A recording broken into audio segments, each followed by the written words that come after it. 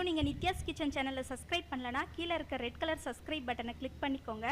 உடனே ஒரு bell icon வரும், அதையும் கிளிக் பண்ணிக்கோங்க. நாங்கள் போடுற வீடியோஸ் உடனுக்குடன் உங்களை வந்து சேரும். இன்றைக்கி நம்ம மாங்காய் பச்சடி எப்படி செய்கிறதுன்னு பார்க்க போகிறோம். அதுக்கு நம்ம மாங்காய் எடுத்து வச்சுருக்கேன். கட் பண்ணி இந்த மாதிரி கட் பண்ணி வச்சுக்கோங்க. கொஞ்சம் தாளிக்கிறதுக்கு கடுகு, சீரகம், உளுந்தம்பருப்பு, வெல்லம், கருவேப்பிலை இதெல்லாம் எடுத்து வச்சுருக்கேன். இப்போ எப்படி செய்யலான்னு பார்க்கலாம்.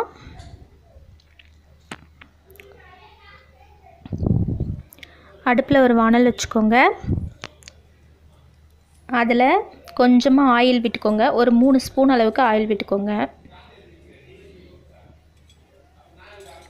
நான் ஒரு மாங்காய் எடுத்திருக்கேன் இது செய்கிறதுக்கு. அந்த அளவுக்கு எவ்வளோ போடணும்னு நான் சொல்கிறேன்.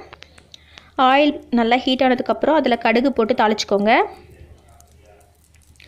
கடுகு பொரியும் போது கொஞ்சமாக ஒரு 1/4 டீஸ்பூன் அளவுக்கு சீரகம் ஆட் பண்ணிக்கோங்க. சீரகம் பொரிஞ்சதுக்கப்புறமா ஒரு 1/2 டீஸ்பூன் அளவுக்கு உளுந்து ஆட் பண்ணிக்கோங்க. உளுந்து ஆட் பண்ணதுக்கப்புறமா அது நல்லா கோல்டன் ப்ரௌன் ஆகிற அளவுக்கு அதை ஃப்ரை பண்ணிக்கோங்க.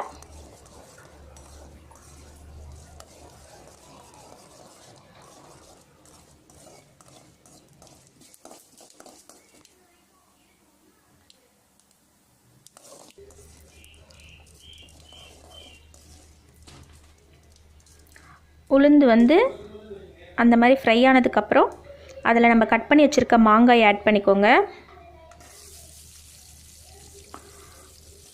மாங்காய் ஆட் பண்ணி அதை நல்லா வதக்கி விட்டுருங்க.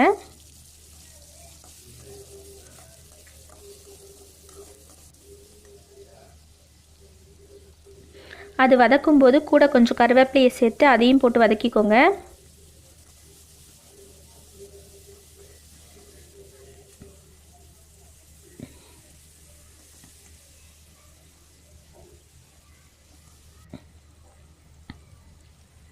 மாங்காய் வதங்கினதுக்கப்புறம் காரத்துக்கு ஏற்ற அளவுக்கு அதில் மிளகாத்தூள், குழம்பு மிளகாத்தூள் வீட்டில் வச்சுருப்போம் இல்லைங்களா, அது ஆட் பண்ணிக்கோங்க. நான் இப்போ ஒரு மாங்காய்க்கு ஒரு 2 ஸ்பூன் அளவுக்கு மிளகாத்தூள் ஆட் பண்ணியிருக்கேன்.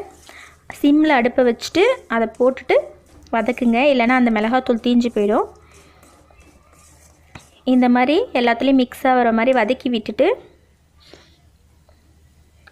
அதுக்கப்புறம் அந்த ரெசிபிக்கு ஒரு டம்ளர் அளவுக்கு தண்ணி விட்டுக்கோங்க.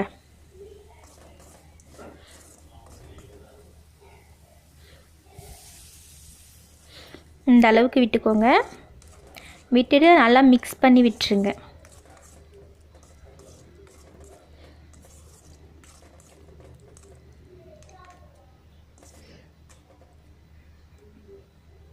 மிக்ஸ் பண்ணதுக்கப்புறம் அந்த ரெசிபிக்கு எவ்வளோ உப்பு வேணுமோ அந்த அளவுக்கு உப்பு ஆட் பண்ணிக்கோங்க. நான் ஒரு 1/2 டீஸ்பூன் அளவுக்கு ஆட் பண்ணியிருக்கேன். உப்பு போட்டுட்டு நல்லா மிக்ஸ் பண்ணி விட்டுருங்க.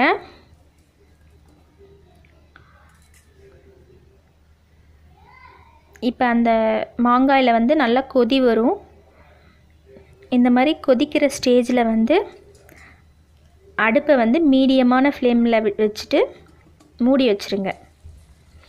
மூடி வச்சதுக்கப்புறம் ஒரு 5 நிமிஷம் வெந்ததுக்கப்புறம் எடுத்து பார்த்தா இந்த மாதிரி மாங்காய் நல்லா வெந்திருக்கும்.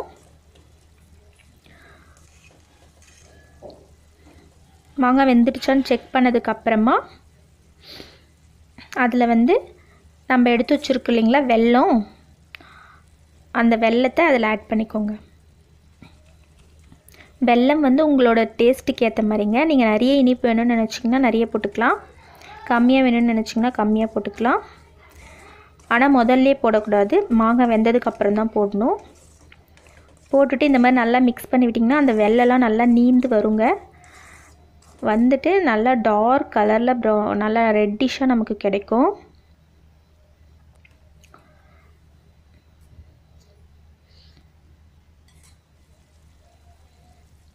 இந்த மாதிரி நல்லா சேர்ந்து கொதிச்சு வருங்க தொக்கு மாதிரி.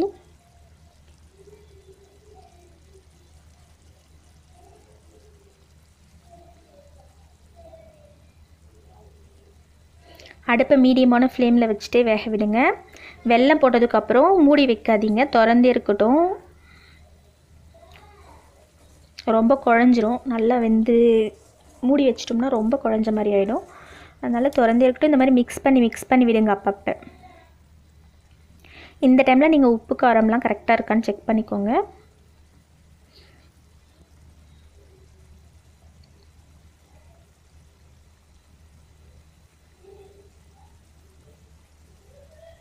இந்த மாங்காய் பச்சடி வந்து நமக்கு தயிர் சாதத்தோட, சாம்பார் சாதத்தோட, தனியாக ஒயிட் ரைஸோடு மிக்ஸ் பண்ணி சாப்பிடும்போது ரொம்ப டேஸ்ட்டாக இருக்குங்க.